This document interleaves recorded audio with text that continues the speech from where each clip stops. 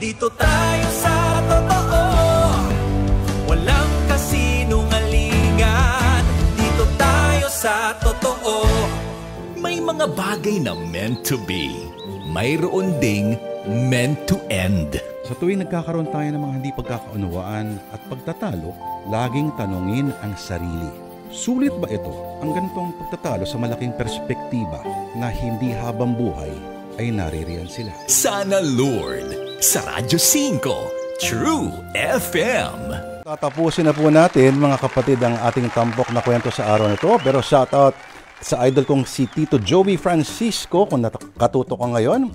Alright, ano na kaya magiging katapusan ng kwento ni Michael?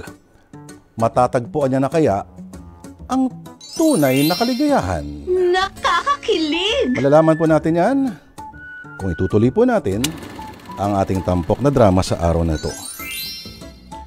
When Boy Meets Boy.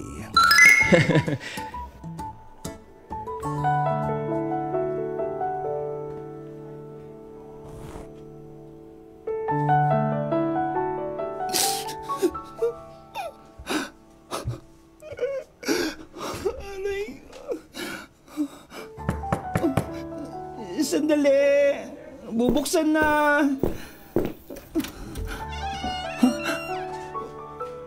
Rodel? Oh, ba't ka umiiyak? Wala to. Ay, siya nga pala. Bakit ka napasil dito sa bahay namin? Ibibigay ko lang sana sa'yo ito. Sir, kaya pull mo? Ano to? Buksan mo. Oh my God! Sino gumawa ng sketch na ito? Ako. Ay, magaling ka pala mag-drawing. Ganda naman ang pagkakadrawing mo sa amin ni Vinicio Modolo. Akalain mong niyakap niya ako ng ganito ka-romantic sa totoong buhay. Naalala ko kasi na crush mo ang Italian supermodel na yan.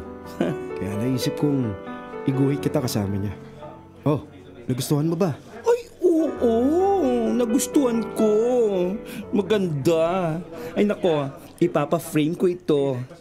Pero, alam mo, Rodel, hindi si Vinicio Modolo ang nasa isip kong kayakap ko eh. Kung hindi, ikaw. Huwag mo nang pansinin yung sinabi ko, Rodel. Pasensya na.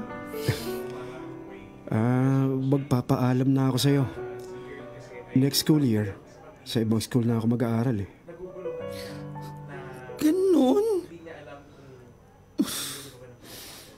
Bakit ba lagi na lang ako nasasaktan? Hindi pa nga ako nagkaka-boyfriend pero basag na ang puso ko. Pwede ba ako magmahal na hindi nasasaktan? Tanggap ko naman na hanggang friends lang tayo. Pero ang sakit, Rodel eh. Ang sakit palang tanggapin ng katotohanan.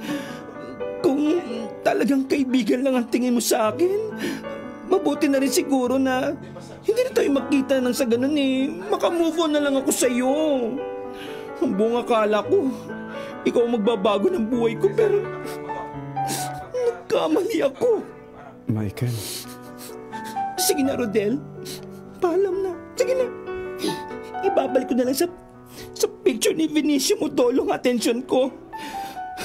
Kahit picture lang yan, at least hindi ako masasaktan ng kalooban ko.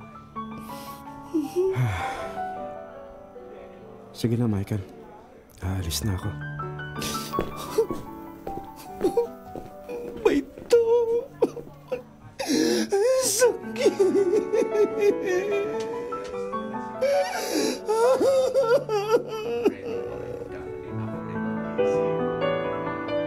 Wala sir, palagi naman po. Sir Lord. Mukhang nakaka-move on ka na kay Rodela. Well, tanggap ko nang wala siyang special feelings para sa akin. Tsaka, tulad ng madalas mong sinasabi sa akin, di ba?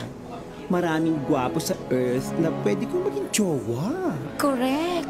At At saka hello, mga bata pa tayo. Marami pang opportunity sa pag-ibig ang darating sa atin. Tama ka dyan. At, Angel, Yes? meron akong bagong crush. Talaga na naman? Anong pangalan niya?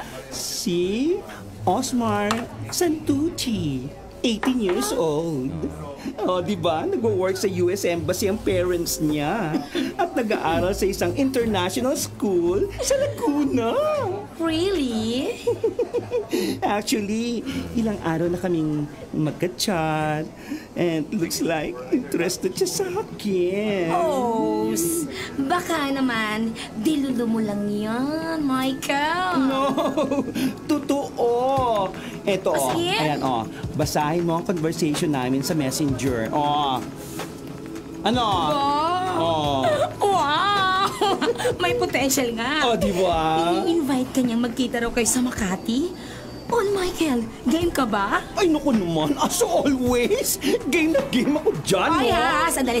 Magtino ka, ha? Huwag mong idodog show to. Ang gwapo ng guy, ha? Ka-aura ni Daniel Radcliffe. Yung younger version niya, ha? Ay, naku. Sana nga, Angel. Siya na nga ang true love ko. Well, who knows? Baka siya na nga ang matagal mong hinihintay. Good luck, Michael. Wishing you all the best, Beshi. Good luck! Ay, naku. Alright, mga kapatid. Happy ending naman pala kahit papano ang kwento ni Michael. Sa ngayon daw ay masaya ang takbo ng kanilang friendship ng kanyang foreigner na chatmate na si Osmar. At ayon mismo kay Michael, may posibilidad na maging sila in the future dahil mismo si Osmar na raw ang umamin sa kanya na may special feelings ito para kay Michael. Basta pinaubayan na lang ni Michael sa tadhana ang lahat. Right love daw comes at the right time. At dito po nagtatapos ang kwento ni Michael na pinamagatang When Boy Meets Boy, isang dulang pangradyo na sinulat po ni Krishna Senga aka Jemon Sebastian. Dito tayo sa totoo, walang kasinungalingan. Dito tayo sa